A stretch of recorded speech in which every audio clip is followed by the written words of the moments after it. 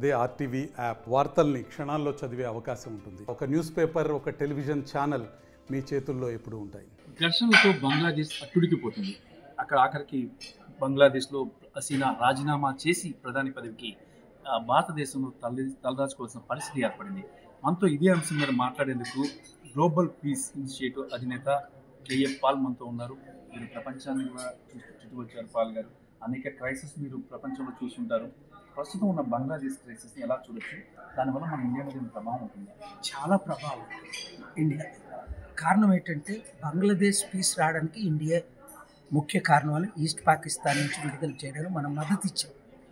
ఆ తర్వాత మనం గ్రిప్ కోల్పోతున్నాం బంగ్లాదేశ్ మీద, ఇతర నేబరింగ్ కంట్రీస్ అన్నిటి మీద. నేపాల్ మీద గ్రిప్ కోల్పోతున్నాం, మొరీషియస్ మీద గ్రిప్ కోల్పోయాం, శ్రీలంక మీద గ్రిప్ కోల్పోయాం. China conquering the world, we are losing even our own neighbours.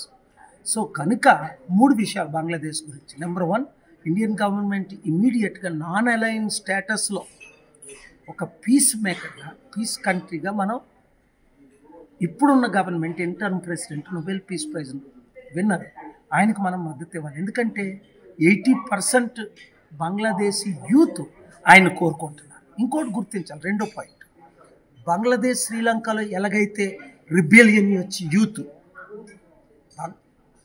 అక్కడ ప్రైమ్ మినిస్టర్ మీద, బంగ్లాదేశ్ ప్రైమ్ మినిస్టర్ మీద ఒత్తిడి వచ్చినందువల్ల 15 సంవత్సరాలు ప్రైమ్ మినిస్టర్గా ఉండి రాజీనామా చేయవలసి వచ్చింది. వాళ్ళ ఫాదరు ఒక లీడర్ ప్రైమ్ మినిస్టర్గా ఉండి అసాసినేట్ అయిపోయాడు. అంటే అర్థం ఏంటి?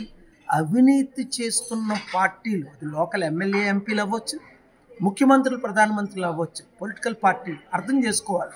యూత్ రెచ్చిపోతారు, నిరుద్యోగులు రెచ్చిపోతారు, కరప్షన్ను టాలరేట్ చేయరు. కనుక 3వ విషయం ఏంటంటే ఇక్కడ అందుకనే గ్లోబల్ పీస్ సమిట్ ఈరోజు ఇక్కడ ఢిల్లీలో 18 పార్టీలు ఎంపీల్లో సపోర్ట్ చేశారు. Congress, BJP, BRS, DMK, Shiv Sena అన్ని పార్టీలు రావడం మీరు చూసి, సిపిఐ, సిపిఎం ఎందుకు వచ్చారు? మన దేశం కోల్పోతుంది peace status in the world. We are non aligned country. 155 దేశాల్లో 2000 అవినీతి వల్లే అక్కడ ప్రభుత్వాన్ని ప్రజలు కోల్గొట్టారంటారా? అంతే కదండి, కేవలం అవినీతి వల్లే. బంగ్లాదేశ్ డెవలప్మెంట్కి, బంగ్లాదేశ్లో సంస్కరణకి అటు ముజిబుర్ రహమాన్ కానీ షేక్ హసీనా కానీ చాలా కృషి చేశారుగా. చేశారండి. చేసిన ప్రజలకు కావాల్సింది ఏంటి? యూత్కి జాబ్స్ ఎక్కడున్నాయి? 55-60% అన్ఎంప్లాయిడ్ యూత్. అక్కడ 160 మందికి ఉద్యోగాలు లేకపోతే ఎలాగా? ఇప్పుడు మన ఇండియాలో 140 మందికి ఉద్యోగాలు లేవు. అర్థం చేసుకోవాలి మనం. Where there is no peace, no prosperity, no jobs, no creation, no businesses. Same thing శ్రీలంకలో జరిగింది, ఇప్పుడు బంగ్లాదేశ్లో జరిగింది, పాకిస్తాన్లో జరుగుతుంది, అన్ని దేశాలు. Even it will happen in India.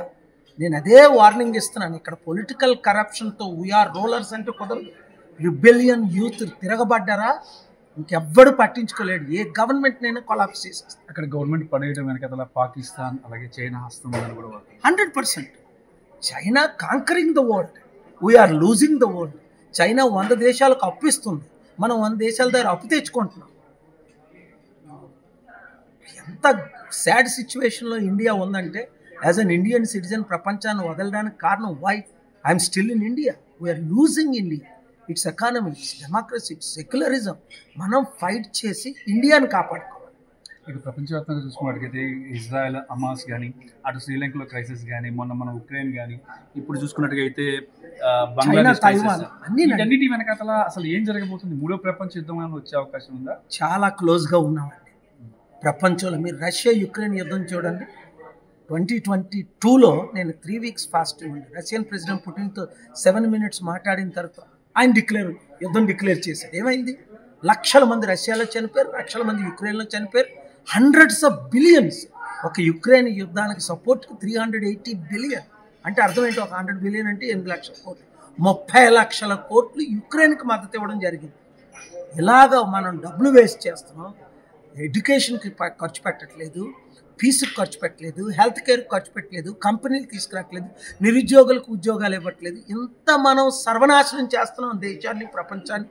యుద్ధ మాంగర్స్. అందుకే ఈ పీస్ సమిట్ మరొకసారి ఇంపార్టెంట్. ఇప్పుడు బంగ్లాదేశ్ మాజీ ప్రధాని హసీనాకి మనం ఆమెకి అంటే ఉండడానికి అవకాశం ఇవ్వడం అనేది మన దేశం మీద ప్రతికూల ప్రభావం చూపిస్తుందా, లేదా బంగ్లాదేశ్తో సంబంధాలు ఏమైనా చెడిపోయే అవకాశాలు ఉంటాయా? మనమైతే మోరల్గా సపోర్ట్ చేయాలి. మన నైబరు, మన గవర్నమెంట్తో మంచి రిలేషన్స్ ఉన్నాయి, కానీ పెర్మనెంట్గా ఉంచకూడదు. యూకే ఎందుకు వద్దన్నది అసైలం ఇవ్వడానికి? యునైటెడ్ కింగ్డమ్, సౌదీ లాంటి దేశాలు ఎన్నో ఉన్నాయి, అక్కడికి పంపించడం ఆవిడకి బెటరు, మనకి బెటరు. మనకి ఫ్యూచర్ గవర్నమెంట్తో మంచి సంబంధాలు ఉండాలంటే ఆవిడని ఎక్కడ ఎక్కువ కాలం ఉంచకూడదు. ఇక మీరు ఏం సూచిస్తారు సెంట్రల్ గవర్నమెంట్కి? ప్రస్తుతం ఉన్న క్రైసిస్ నేపథ్యంలో భారత ప్రభుత్వం ఎలా వ్యవహరిస్తే బాగుంటుంది? మోదీ గారు మన సలహాలు తీసుకునే పరిస్థితిలో లేరు ఇప్పుడు. తీసుకోవాలంటే what I'm requesting honourable prime minister, please arrange for her an asylum place. Number 1, let India lead the world one more time. Number 3, please let us partner together. 56 Muslim countries, 120 Christian countries do not like the direction India is going. So we must reverse, realize, understand and go in the right direction. That's my humble request, Honorable Prime Minister and Home Minister. ఆ రకంగా prime minister వెళ్తారంటారా? భారత విదేశాంగ మంత్రి చెప్తున్నారు. చూసుకున్నట్టుగైతే అక్కడ ఉన్న ప్రభుత్వం ఏదైతే ప్రస్తుతం కొత్త ప్రభుత్వంతో కూడా మంచి సంబంధాలు ఉండాలి, ఉండగలిగితేనే బిజినెస్ వ్యవహారాలన్నీ కూడా రెండు కంట్రీస్ మధ్య కూడా ముందుకెళ్ళే అవకాశం ఉంది. ఒకవేళ బంగ్లాదేశ్ కానీ విరోధం వస్తే భారత్ మీద విపరీతమైన ప్రభావం చూపిస్తుంది. అది కరెక్టే. మనం ఎప్పుడు న్యూట్రల్గా ఉండాలి. ఇజ్రాయెల్ పాలస్తీన్కి మద్దతు, రెండు దేశాలకి, అలాగే రష్యా యుక్రెయిన్కి. ఈ పీస్ మిస్సింగ్ అవుతుంది. ఆ లీడర్షిప్ మరలా తీసుకోవాలని కోరుతున్నాను. ప్రపంచవ్యాప్తంగా ఎందుకు సార్ ఈ తరహా ధోరణిలో ఇటీవల కాలంలో బాగా పెరిగిపోయింది? నేను ఎప్పుడో ప్రెడిక్ట్ చేశాను. ఈ దేశాలన్నీ 155 దేశాల్లో తిరిగి పీస్ సమ్మిట్లు ఎందుకు పెడుతున్నాను, పీస్ ర్యాలీస్ ఎందుకు పెట్టాను, నన్ను అడ్డుకుంటున్నారు ఎందుకు? వార్ మాంగర్స్ ఎక్కువైపోయారు. తద్వారా యుద్ధాల ద్వారా లక్షలు కోట్ల మంది అనాథులు, వితంతులు తయారవుతారు. తద్వారా ఎకానమీ లాస్ అవుతుంది. తద్వారా కొన్ని కుటుంబాలకి లాభం వార్ మాంగర్స్కి. వెపన్స్ అడ్డుకుంటున్నారు ఎందుకు? వార్ మాంగర్స్ ఎక్కువైపోయారు. తద్వారా యుద్ధాల ద్వారా లక్షలు కోట్ల మంది అనాథులు, వితంతులు తయారవుతారు. తద్వారా ఎకానమీ లాస్ అవుతుంది. తద్వారా కొన్ని కుటుంబాలకి లాభం వార్ మాంగర్స్కి, వెపన్స్ క్రియేట్ చేసిన వాళ్ళకి, whether it is US, China, India.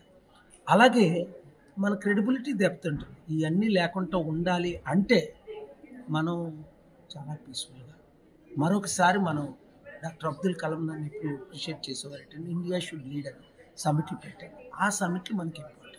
మరొకసారి మనం చేయాలి. మీరేమన్నా వెళ్తారా ఒక పీస్ కోసం? ఏమన్నా వెళ్తున్నాం. అందుకే కదా ఈ సమిట్, అందుకే ఈ సమిట్ పెట్టిందే. మనం మరొకసారి నేను ఎంపీలు తీసుకొని ఇతర దేశాలకు వెళ్ళి ఈ కండక్ట్ చేయాలి. పీస్ సమిట్స్, పీస్ సమిట్ ప్రపంచవ్యాప్తంగా అదే ముఖ్యం. Peace is the only way.